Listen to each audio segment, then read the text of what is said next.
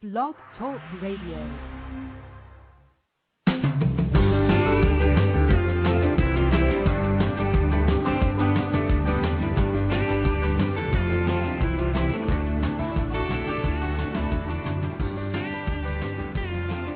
Hello, you are listening to NHN Radio, where horses have a voice. Brought to you by Natural Horse Network and Simply NHN. This is DC, your host. Tonight, my guest is Dr. Dan Moore, the Natural Horse Vet. We will be talking about some common issues that come up with horse owners, as well as nutrition, and answer some questions from you, our listeners. So sit back, relax, and enjoy the show. Well, welcome, Dr. Dan. Well, thank you. I'm happy to be on the show with you tonight. Looking forward to it. We're thrilled to have you on the show, and welcome all our listeners. And we'll get started by talking about a real common issue. I get a lot of questions about what should I feed my horse, whether my horse is overweight or whether my horse is. I got this the other day that their horse was on the scale of 2. So I think those are two separate issues, overweight and starved horses. But let's talk in general. What should you feed your horse? Well, it's funny that you get so many questions like that because that's probably the number one question I get, too. Yeah. And it's so critical today that we really explore feeding our horses because our horses just aren't getting what they need as far as I'm concerned, from a commercial viewpoint anyway. I can go into that a little bit if you'd like for me to. I would like for you to, because I know that a lot of people rely on the commercial feeds, but as far as I'm concerned, they're lacking a lot. They've got a lot of byproducts, and they're cooked. So well, yeah, I'll many let of you them talk are. about it. Yeah. Well, you're exactly right. They're pelleted. Many of them are pellets, and I just have a problem with pellets in general because, first of all, I don't know any horse in the wild that eats anything that's cooked.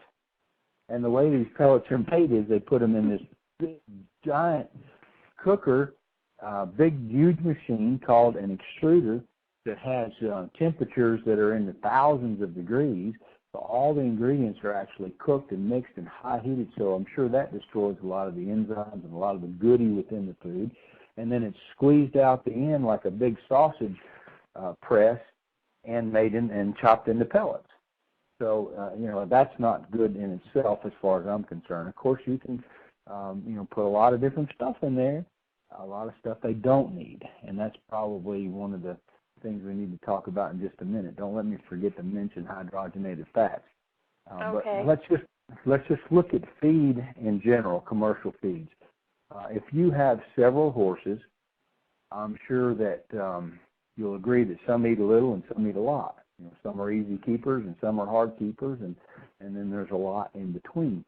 The biggest problem that I see for all horses with a typical commercial type diet is that unless you have that ideal horse, your horse is either getting too little or too much of all the goodie that was added to the grains.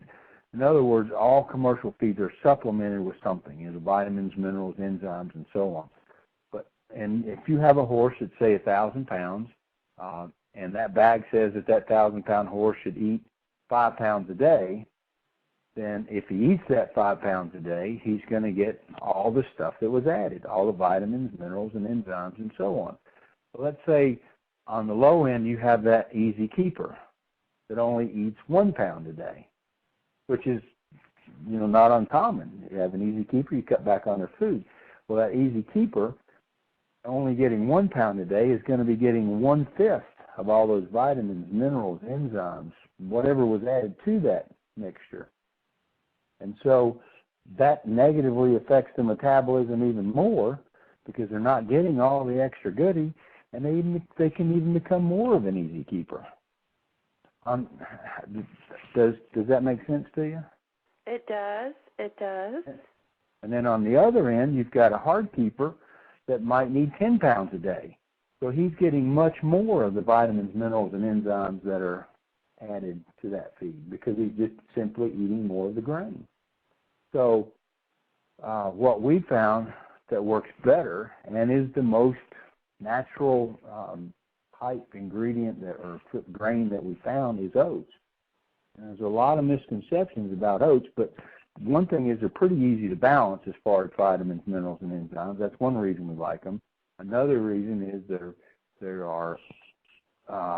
seed heads, which is something that horses, could get in the wild, so to speak. Mm-hmm. Now, when you say oats, are you talking about whole oats or, steamed Crimped. oats? Does Right. it matter? That's the number 2 question I get. You're right on target. Yeah. That's great. Mm-hmm. The thing about it really doesn't matter.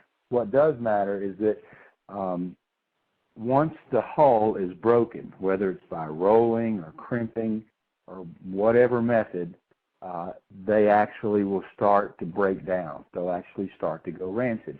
Now, once the hull's broken, once they're crimped, they are a little bit more efficient as far as digestibility. The books say about 6% more efficient. But there is a trade-off there because crimped compared to whole oats aren't going to last as long, and sitting in the feed room and so on. Mm-hmm. So that we just typically recommend whole oats unless you can get them fresh crimped on the farm, which used to be the way it is. They actually crimp them right on the farm for you. And there are some smaller feed mills around that will crimp them fresh or roll them. It doesn't matter. Either way, it's just that you want to use them up in a couple weeks, 2, 3, 4 weeks at the most if you crack that hull. Now, there is what's called a steamed crimped oat that most of the companies, they're referring to not really crimping, just a washing with steam. And it's not really cooked or anything.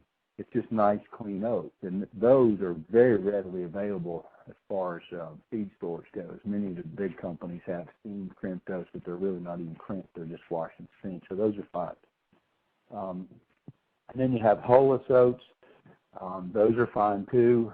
Understand that you're getting rid of some of the fiber when you get rid of the hull, so that makes them a little, that fiber's good for them. Mm-hmm. But if you read the label, they have a little higher protein, a little higher fat, but it's just because they don't have the hull. So I've never really figured out why you'd pay extra for that, to take the hull off. And I'd like to know also, someone asked this in the chat room, why would someone even need to crimp an oat? Do you know that? You don't really. That's what I'm saying. They're only 6% more efficient anyway than a whole oat. I mean, a horse that has a good digestion system is going to break them down fine. The key there to understand about feeding oats, and it is that oats themselves are not complete. Just like corn is not complete, which I never recommend for a horse, but there's no grain that's complete anymore as far as the mineral content, the vitamin content. Our soils are just so deficient. They're so depleted of minerals, and certainly vitamins, they're just not there like minerals like they used to be and have been depleted for many, many years. So whatever you feed, you have to add the vitamins, minerals, and enzymes and so on back to it. And you have to add a fat source to it. Right, okay. And I hear, well, where do they get fat in the wild? Well, they get it from seed heads. Seeds have fat. So the beauty of feeding oats is you can take a horse that's an easy keeper and just give them a little bit and add the vitamin, mineral, enzyme supplement right on top and add a good source of fat right on top. And people, when you think of adding fat, it scares them a little bit because they have a fat horse, and the last thing they want to do is add more fat. But you have to have good fat to burn fat, and fat is so important to the diet because every cell in the body is surrounded by fat. Our nervous system is surrounded. The nervous system itself is mostly fat, and it's just a critical part of our diet that is being forgotten and totally ignored, in my opinion, as far as the commercial feed business, because what they're using for fat is these hydrogenated, hydrogenated processed fats, like margarine. And we were all told on that margarine's good for us. It's not. It's what part of the problem with our obese America.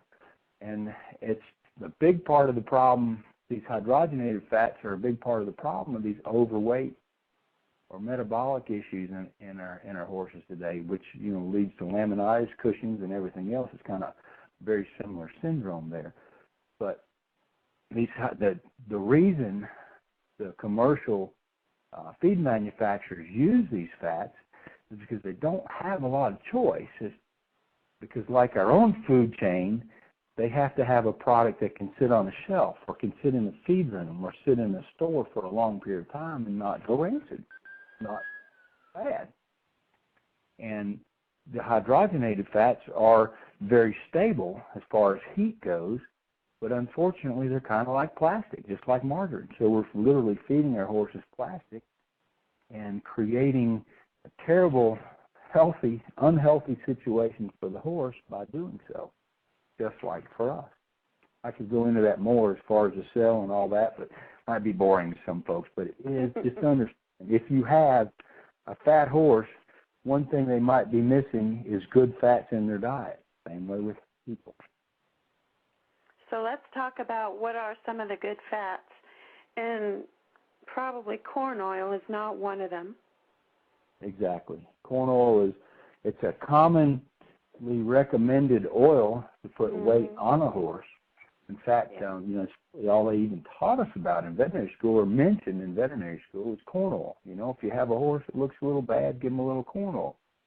Yeah. And it will make them shine and look better, but again, it's just not a good fat for a horse, and most of them are hydrogenated.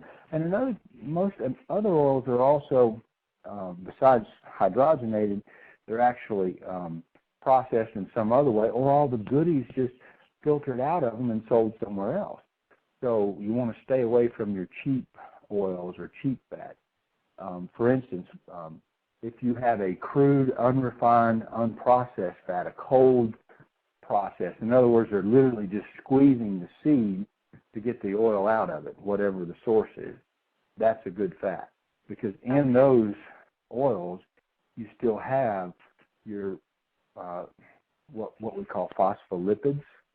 We still have our natural vitamin E's. Instead of it being filtered out and sold somewhere else, it's still in there. Phospholipids, instead of being filtered out and sold somewhere else, it's still in there. Lecithin is great for the cardiovascular system, for circulation, is still in there. And we could go on and on. But phospholipids are a part of that cellular membrane. And when I talk about a cell, imagine there being trillions of cells in the body, and just picture them looking like a basketball. And the skin of the basketball, the outer layer of the basketball, is primarily fat that allows the nutrients to go into the cells and the waste products to go out of the cells and away in through the bloodstream and so on. It's just super important. And if you look at those cells, they're actually vibrating, they're living, bringing the nutrients in. And if you look at a cell that had hydrogenated fat, and I've never actually seen one under a microscope myself, but what I understand they look like is those cells, instead of vibrating, are dead.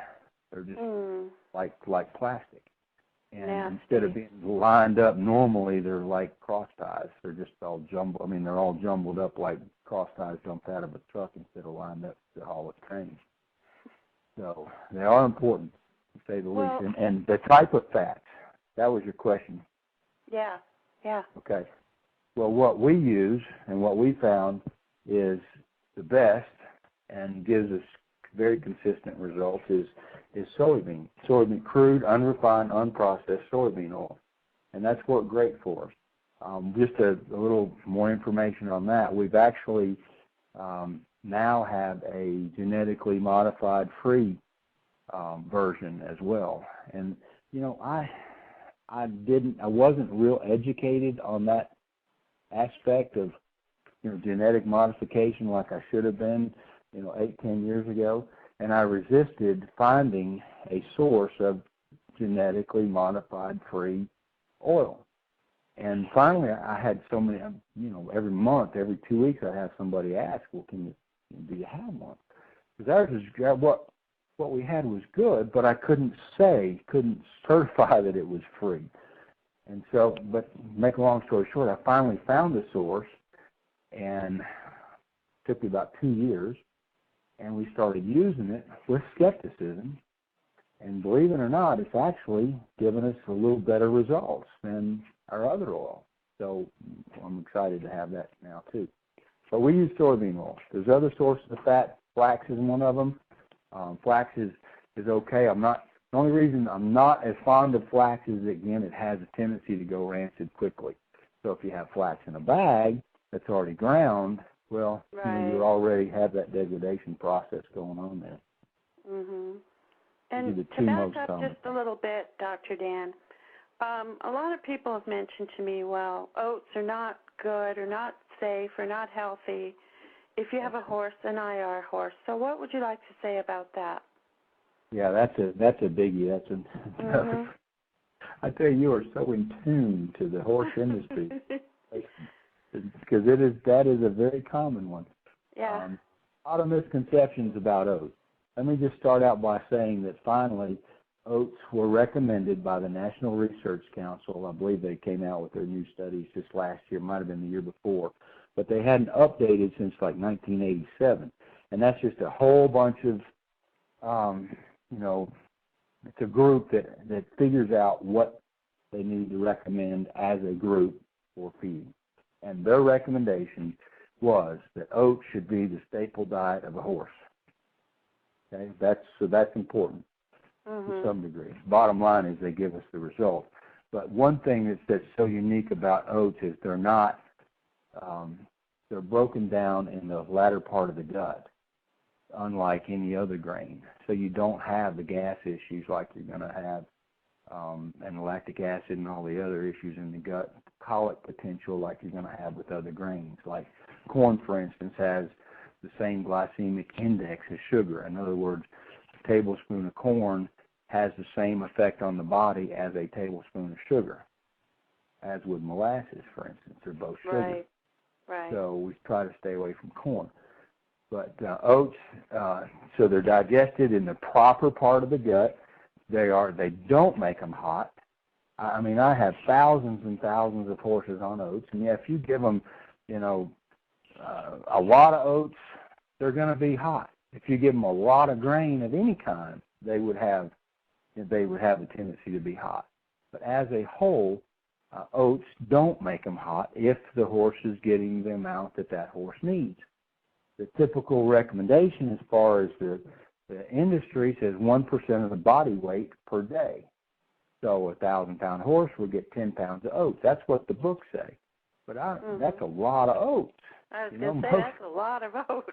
It's a lot of oats. I mean, we have horses that eat half a handful, and really, the only reason we're using them is to kind of get the other supplements down anyway, unless you have a horse that needs the extra energy, the extra protein. And so, I mean, oats do have pretty good protein. They'll vary between 8 and 10%, actually between 8 and 12. And then the hulless is going to be higher, again, because they're missing the hull. But so it's a good source of protein. It's a good source of energy. It's a good source of fat. It's more sustainable energy, in other words, than corn or any of the other grains that I know of. And if you add the oil to it, it even slows the digestion down even more. So, I mean, we just don't have hot horses from oats. And these metabolic issues, your Cushing's, your insulin resistance, all the carb situations, we give them oats. And they tend to do so much better with just oats, because what I found with the low carb type diets, your commercial diet, well, they have high fat to replace the carbs, okay, because fat's better than carbs. They have high fat, but guess what the fat is in those low carb diets? It's hydrogenated. Hydrogenated. Right. I mean, you're defeating the purpose by using them. So we go back to oats, whatever amount of oats your horse needs. An easy keeper a little bit, a hard keeper more. An average horse, it's an art to feeding, not a science, truly. You give your horse whatever amount of oats it needs, and then you add the supplements right on top, and you add the oil right on top, and the source of fat, and that's the diet, except for hay or grass. And then the other issue that's critical is loose, Salt. free choice, salt and mineral. I knew you were going to say that. Yeah. No salt blocks. No salt blocks. Right. They wish they would outlaw them for horses. They're not even. They shouldn't even be feeding them to cows. You know, I mean, at least cows are lickers. Horses aren't, and they can get a little more goody from them. But a horse just can't get what he needs from a block, and in my opinion, cows can't either. Blocks are just a convenient way to, I don't know, I guess make the owners feel good, but they're not doing the horses any good at all. I think you're right there. Yeah, and you know they're wasted anyway because most of the time the rain washes them away very quickly. Yeah. And the red blocks, the red mineral blocks, Mm-hmm. the iron oxide that makes them red, if they didn't use a dye, the iron oxide that makes them red actually prevents the other trace minerals from being utilized anyway. So they're really a waste. A total waste of money. So I hope you're all listening, people. No more salt blocks. Most healthy you can do for your horse, in my opinion, is to throw away your salt blocks and replace them with a free choice loose salt and mineral. And the key is choice and loose. So that's the key. And then, you know, we recommend a natural source of salt and mineral. Typical salt is kill dried, it's bleached, it's dead. You know, we have I like to refer to it more as a living salt. It's actually from the desert that used to be the ocean way back when. And I'd like to make that point. It used to be the ocean. The ocean today is full of mercury. So we don't necessarily use sea salt. We use a pristine ocean sea salt. It's actually mined from the ground. And then it has natural minerals in it as well, and we actually have our own product that comes from different parts of the country, from Florida, from Tennessee, and from out west too, different prehistoric seabeds, which gives you all the minerals and so on. Depending on where somebody lives, would they have to change the type of minerals they feed according to where they live? Well, there are some parts of the country that have excess selenium, but those are extremely small parts of the country. It's very rare. But, you know, if you live in one of those areas, you'll know it if you have excess selenium in the ground. Primarily, though, we have found that the key is, well, there's a supplement that we have called Just Add Oats that you add to the oats that has the vitamins, minerals, and enzymes. Okay, and then we add the fat. That's what man knows you need to balance a horse. Balance oats and balance a horse, okay? And then what we use to kind of pick up the pieces from maybe what man hadn't even discovered yet is the free choice loose salt and mineral that we just talked about. And we call that red cow. But anyway, the beauty of that is every mineral known to man is in there. It's not massive amounts, but it allows the horse to balance themselves in a free choice manner. So that's going to kind of pick up the pieces wherever the horse lives and probably provide even micronutrients that we haven't even discovered yet, because everything that was in that ocean is still attached to that salt and minerals. Awesome. And what about feeding oats to foals? Would you recommend that? Not by itself. Oh yeah, I mean we have again thousands of horses on oats, and broodmare operations as well as stallions and show horses and every discipline you can imagine as far as showing, but every type of horse as well. But I don't recommend just oats alone to any horse. Okay. They don't have enough calcium, and if that's where the red cow, the free choice loose salt and mineral, is so great. It has, you know, a great source of calcium in there. And if you just feed a foal oats, he's not going to get the calcium that he needs. I mean, just as a for instance. Okay, that's why it's important to add it, you know, add the supplement to make them complete, and then free choice so they can balance themselves out even more. Well, one of the questions I've had recently was about a full, actually 12-month-old filly with chronic diarrhea.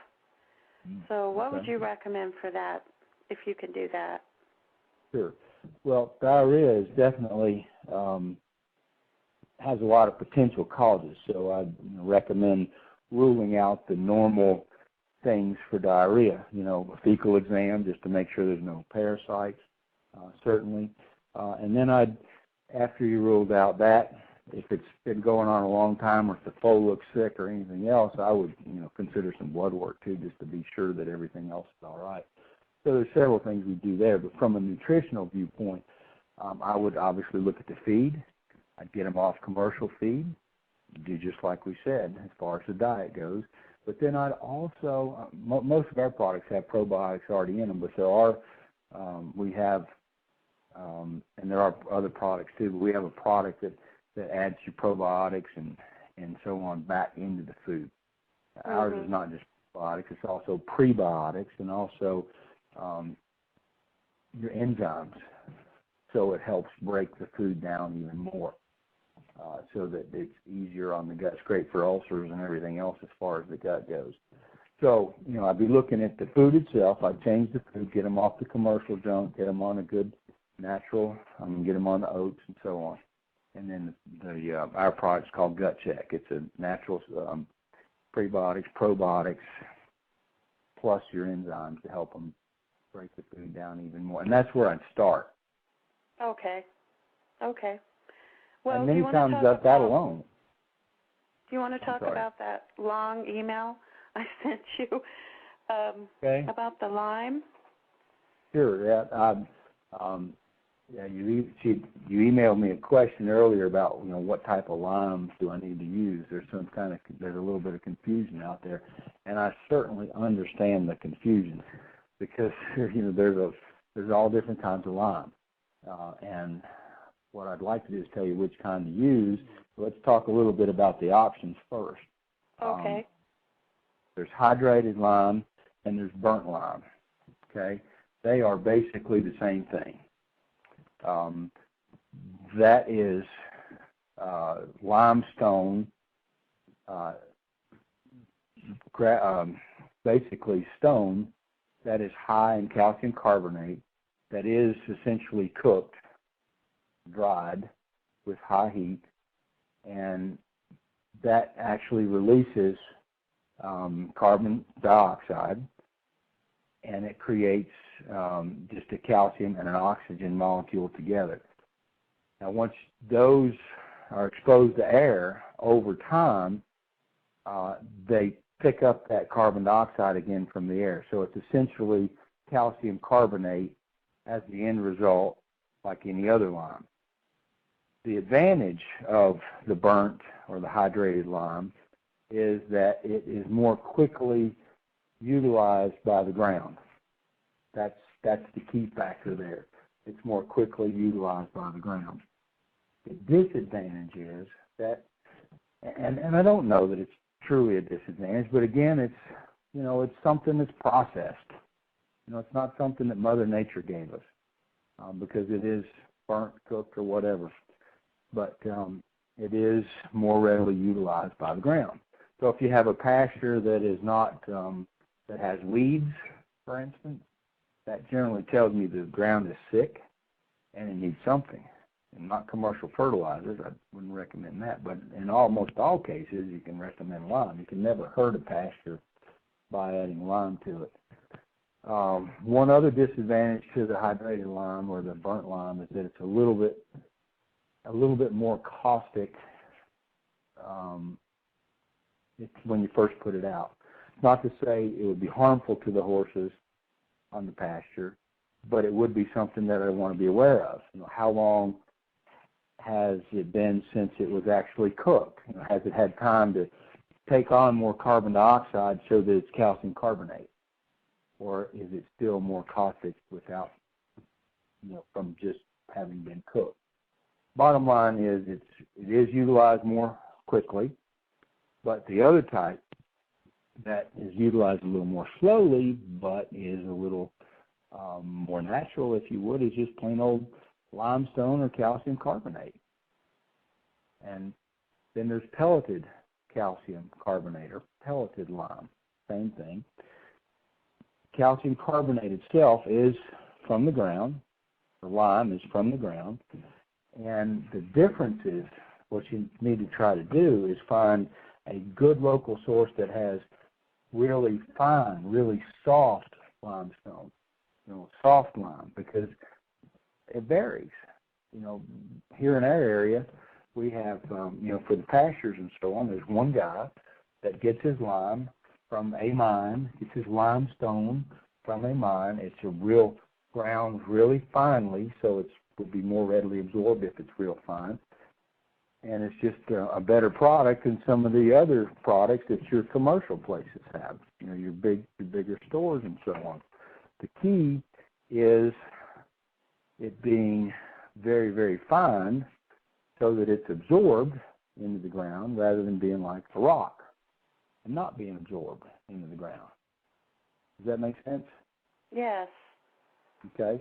Now, so you'd recommend they can get it from Tennessee? It's no. I mean, we have a great source here in Tennessee, but it's unless you own a trucking company, you don't want to be shipping lime across the country because it's going to cost you a whole lot more to ship it than it is the cost. So okay. There's lime all around the country. Just talk to farmers, talk to your local feed store. Where do they get their lime? Is it a good lime? Do they get good results with it? And so on. And most of them will have local lime that's good. Now, there's also pelleted lime. Now, pelleted lime is what we just talked about. It's the finely ground lime, okay? But then they've come back and they've pressed it back together in little pellets. They haven't cooked it back together like horse feed pellets. It's just a pressing type pellet. Now the advantage of that is it doesn't blow away when you put it on the pasture. Because good lime is so fine and so dusty that when you put it on, a lot of it's just going out into the air. And if you got neighbors, that's not good. Right? Yeah. But that pelleted, makes sense. right? But pelleted is actually, it's just going to go into the ground, but not go into the ground. It's not going to blow away. And I really can't explain it, but there is something about pressing these molecules together that makes them more active. I really don't know, but I've actually got some friends doing some research right now as we speak on taking very finely ground minerals and compressing them back together. There's something frequency-wise there that actually gives you a better product that produces more yield. So, and that's what I would recommend. Just the pelleted lime, or just a good lime if that is not an issue. Good soft Very lime. good. So, if you're going to plant a pasture, what grasses would you recommend? And do you have a percentage of grasses that you would say provide a good balance? Right. Well, let's say what you need to stay away from. Here in the southeast, fescue is very common, and it's one of the most hardy grasses that there is. Period. But fescue. toxic, The problem, right? Absolutely. It's not for your average horse, but if you have a broodmare operation or a mare that's in foal, the last thing you want her on is on fescue, because fescue actually has, unless it's a fungus-free variety, which is genetically modified or engineered or hybrid or something, they have fungus on the blades of grass that can cause a mare not to have milk when the baby's born. Or it can cause the placenta to be thick, and actually the fungus itself could cause the mare to not even conceive or to slip the foal, lose the foal, and so on. And one thing, by the way, that actually makes that fungus more toxic is potassium. Now, where do you get potassium from? Let's go back to the regular fertilizer. Fertilizer is nitrogen, potassium, and phosphorus. I try to stay away from your chemical fertilizers for that very reason. what happened to all the other elements on the periodic chart, for instance? There's other things besides nitrogen, potassium, and phosphorus. Yeah, they make the plant grow nice, but they're just full of water. They're not full of nutrition. If a horse gets too much potassium, not only is it toxic or makes the grass more deadly if it's fescue fungus, but it can also, potassium can cause abortion itself in your mares through the fungus or directly, and it can be deadly to the gut and change the pH of the gut, and a horse can die just from colic. I think it can, personally, I think one of the biggest causes of botulism is potassium or nitrogen toxicity that just changes the gut so rapidly, so fast that these organisms, botulism organisms that are probably already in the gut, become toxic. Now, how do you balance this excess potassium? With the free choice loose salt and mineral that we talked about, so that they can have, when the grass changes, and it changes hour to hour to hour, when it changes, the horse can balance it out with a big gulp of free choice loose salt and mineral. Simple way to look at it, but bottom line is they can't lick fast enough from a block to balance those excesses in nitrogen, potassium, or whatever that they're exposed to. And why a grass would have excess potassium in a short period of time would be, for instance, if it thinks it's going to die, it wants to bring water up into the plant, and it does that by using the potassium molecule in the ground from the fertilizer, because it attracts more water molecules. Does that make sense? It does. It's very interesting, actually. And that's why I say the single most healthy supplement or thing you can do for your horse is free choice loose salt and mineral. And I do recommend ours. A little commercial there, but Red Cow is. It's so important to us that when there's a front moving in, a storm front moving in, we go pasture to pasture just to make sure that there's at least, an inch or so in the bucket that's hanging on the fence post, so that when the grass changes, the barometer changes, the grass changes, the horses can consume what they need when they need it. So what do you think about alfalfa? I don't have any problems with alfalfa. Out west, you've got, some issues. That there's a little critter that can get in there that can, actually kill the horse with just a few of them that are in it. It's actually a bug that gets in the alfalfa. Usually that's from alfalfa that's not put up properly. It's actually allowed to sit on the ground for a little bit before it's accumulated. So this particular bug only lives out west. It doesn't live out east where our alfalfa would come from. So I would be cautious of that. But other than that, the caution with alfalfa is your horses need to be used to it. It's a great source of protein. It's a great source of calcium. More calcium out west than the hay grown out east. Mm-hmm. But it's definitely something you just need to be more careful with. We generally will, with foals, with pregnant mares, with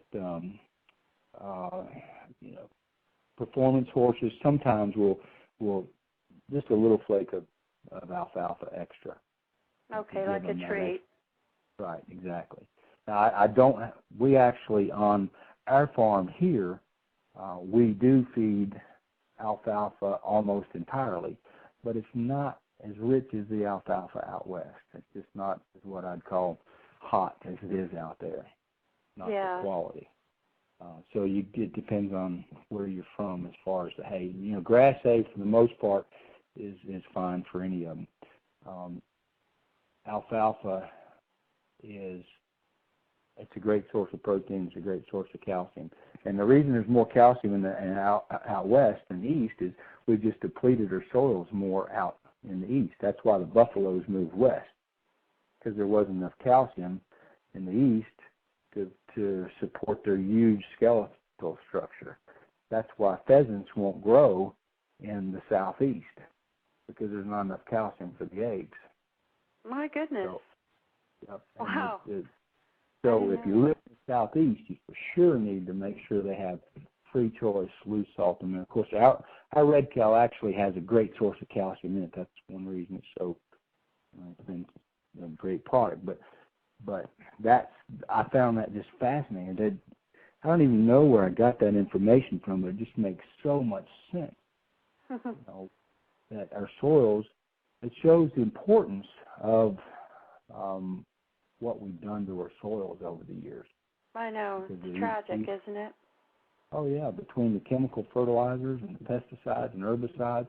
It's kind of a vicious cycle because you use the typical commercial fertilizers to make the grass and hay and everything grow, but it's just full of water and fertilized, not nutrition. The fertilized over time kills the earth, makes the soil more compressed, more clay-like, which kills the earthworms, which prevents the oxygenation of the soil, which creates a sick soil, and then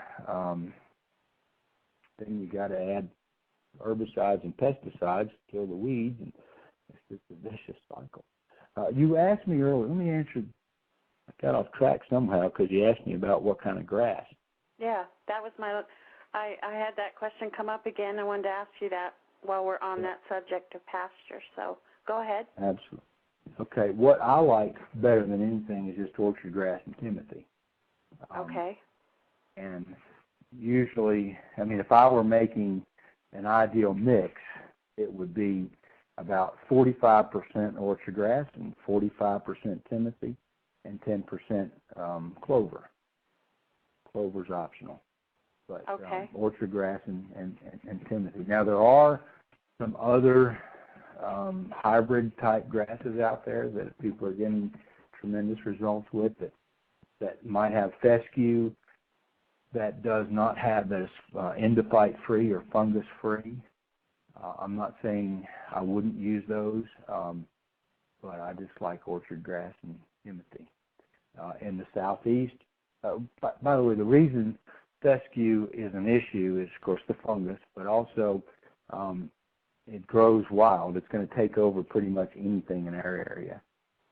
It's just a very hardy grass, but it's often used because it stabilizes the ground very quickly. It's a thick sod that you don't have the erosion and everything, so that's why it's frequently used in regular ground, not horse owners' ground, but regular ground. Right. And when you say clover, is there a specific type of clover? Because isn't there some clover that's toxic? There are some. Again, it's not the clover itself that's toxic. It's the fungus on the clover. And you can have a photosensitization from that fungus. In other words, they are very sensitive to sun.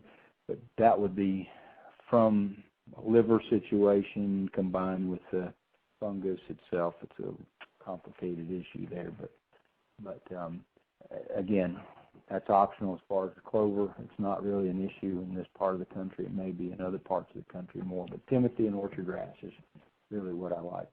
There's a grass out there, a Bermuda type grass called World Feeder, that if you have a small pasture, a lot of horses in a smaller area, this grass grows like crazy. Again, it's a hybrid type grass, but it's pretty hardy in your sandy type soils. Some people are using it. Mine don't particularly. I actually did a test plot here. Mine don't particularly like it, but you don't have as much mud in the lot as you would with the other grasses. It just stays there. While we're talking about Bermuda, that would be a hay that would have more tendency for colic, by the way. Even more so, in my opinion, than alfalfa.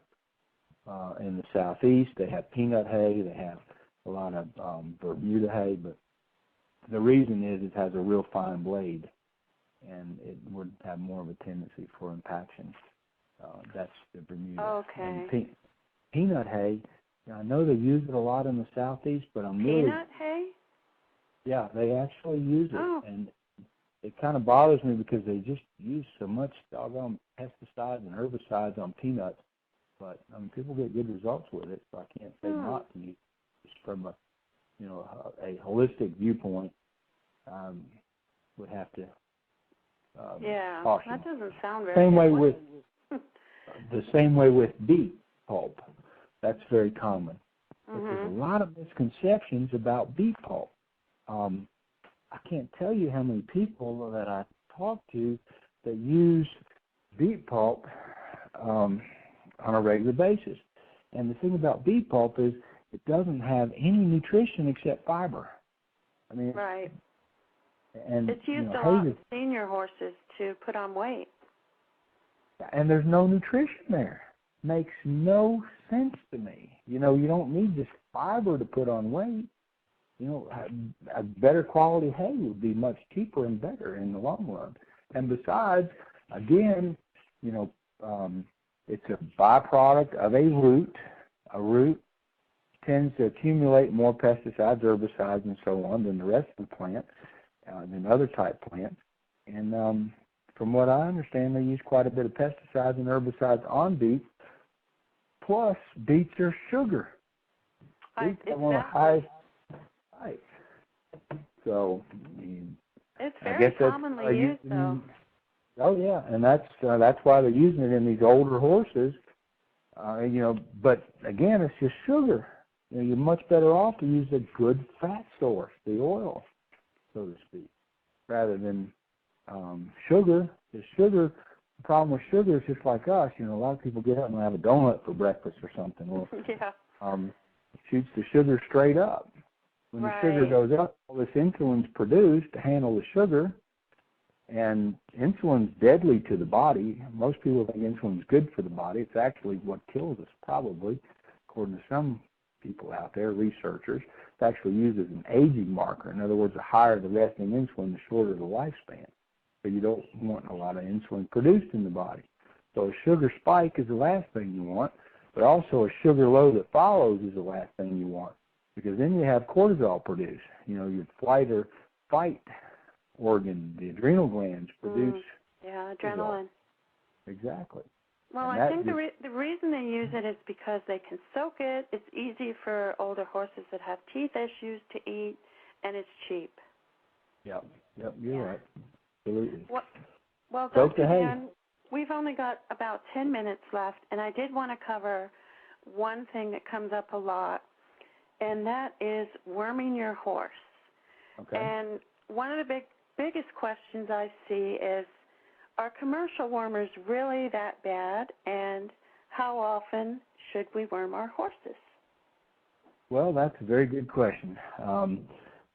I can't say that commercial wormers are really that bad, but again, it's a chemical, and anything that you put in the body that's foreign, there's some consequence. Side effect. Of it. Right, exactly. And so the misconception about deworming, or worms in general, is that all horses have worms. And the truth is, they don't all have worms. The truth is, they're all exposed to worms, but they don't all have worms. And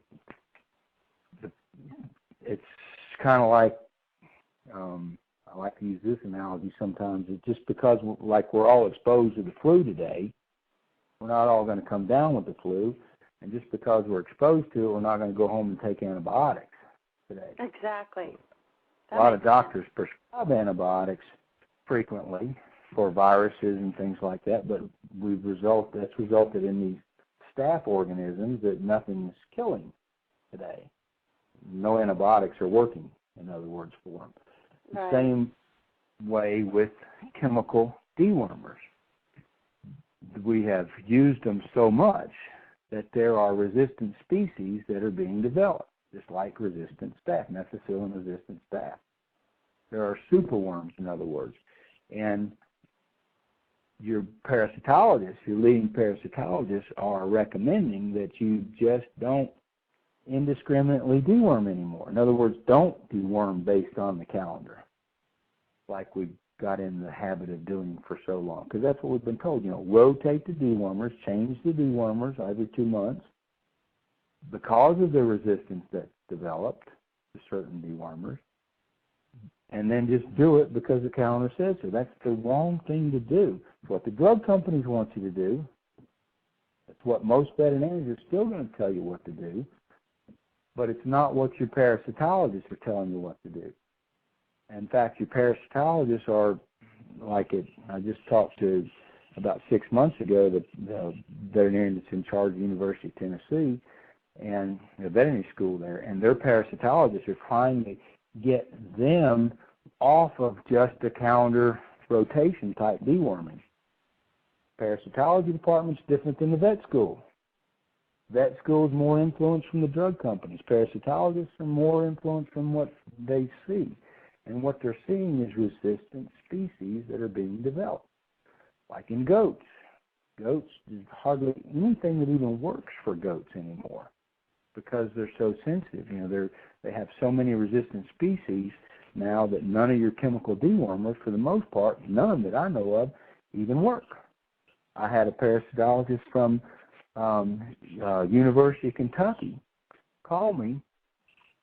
This was several years ago because he had their goat herd. He said, if we don't find something that works in our goat herd, we're not going to have any goats because nothing's working. And he'd heard that our product, we have a natural one that was working. But does that make sense? What I'm talking about? Absolutely. Oh, yeah. So the answer is simple. It's less convenient than just giving a dewormer every 2 or 3 months, but in the long run, it saves money, and you're not, putting a chemical in the body, and it's as simple as just doing a fecal exam. Take a spoonful of manure and take it to your veterinarian, let him check it. Unfortunately, most veterinarians still look at you like you're nuts if you ask them to do it, but a lot more now are. When I first started preaching this back in the late 90s, I was the nut. Now there's more people, there's other veterinarians that are doing it. That's right, more nuts. But it takes a little more time. It's real difficult if you have a big herd. But I promise you, if you have a big herd, you're going to have some horses that have worms and some that don't. And like your older horses, they're usually resistant to parasites. They don't have issues. 8, 9, 10, and older, unless they have poor health.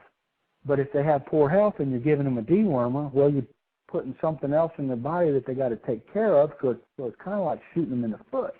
Let's work on their immune system. Let's build their immune system. Let's actually, boost them up instead of just putting something else in there that they have to take care of. Yeah. So we recommend fecals. And for an adult horse, we recommend at least to start with 4 times a year. If you have a positive, don't wait, till the next quarter. Check them in a couple months to make sure that they're at least low, not necessarily totally clean. That's another issue. They probably have to have some parasites to develop the resistance issue. Where you really get into an issue, or where you really need to be more concerned, is with your younger stock. Less than 3 years old. Your ascarids, your roundworms can cause impaction, things like that. So you want to make sure there's just not an issue there. And if you have a positive, follow up with another fecal to make sure you've taken care of it, and so on and so forth. Regardless of what you're using, chemicals or otherwise, you need to do fecal because there are so many resistant strains of parasites. Now, someone just told me that adult horses don't even get roundworms. Is that true? Well, adult horses are much less likely to have roundworms. Doesn't mean they can't get them, but much, much less likely to have roundworms. Okay. So once you do the fecals, then what? Well, if you have a positive, then, of course, you treat them. Hopefully you'll look at our product. But you treat them, and then I like to check them again in 3 weeks to see, make sure the numbers are at least lowered or way low. And then if they're still way high positive for whatever reason, a resistant strain or whatever, then treat them again, and that more effectively breaks the life cycle. These horses that have the resistant strains, you might need to do a couple days in a row, depending on the product. There's some Power Pack, I think, is a trademark name out there that they have like 5 days in a row of a chemical product. Well, that's because of all these resistant species. I don't want to get into brand names and so on, but you just need to follow up to make sure that they're lowered numbers or negative. Right. And not wait 6-8 months if you have a positive to check them again, and especially with your younger stock. Your older horses, it's not as much of an issue, and you will find many older horses just don't even have worms. Well, that's really good. We've got 4 minutes left, so I have one more question. Right. And that was, what would you recommend for an older horse that would have trouble chewing oats? I just soak the oats overnight. Just put them in water, add a little water to them. Of course, the oil that we talked about is going to soften them too. You can add the oil the night before, or add the oil and a little water, and they break them down fine. Same way with the hay. If you have to, soak, don't just literally soak the hay. Just add some moisture to it. Soak it, you're going to be taking the nutrients out of the hay too. Yeah, well, a lot of people do soak their hay. I know.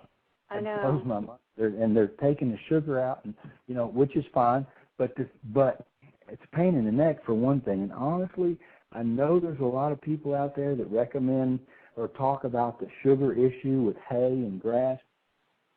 That just hasn't been a problem for us. We can fix these situations with these metabolic issues, insulin resistance, and so on, without paying too much attention or paying any attention at all to the hay, except the stuff we've already talked about. Certainly not soaking and so on. When you get the fats right, you get the vitamins, minerals, you get the salt and free choice minerals right. It's just the hay is just generally not an issue. By the way, we do have a website called whattofeedyourhorse.com. Okay, I'm writing that down. Yep, whattofeedyourhorse.com. Yep, and then our regular website is naturalhorsefed.com. Very good. Well, Dr. Dan, it's been wonderful having you here. I told you it would go fast. It's been great. I really appreciate it. I just get so excited about the results we making these horses healthier. Thanks for having me on. Well, thank you, because, it's pretty rare to find a vet, I think, that has all the knowledge that you do and is in agreement on a lot of this natural and holistic stuff. So I think it's wonderful. Maybe sometime I can tell you why and how I've come to where I am. I would love to do that. And I'd love to have you on another show, too. Be great. Okay, thank you. Thank you so much. Take care. Have a great night. Bye-bye. Bye-bye. Thank you, everyone, for joining us today, and be sure to tune in next time. Until then, this is DC from Natural Horse Network. Goodbye.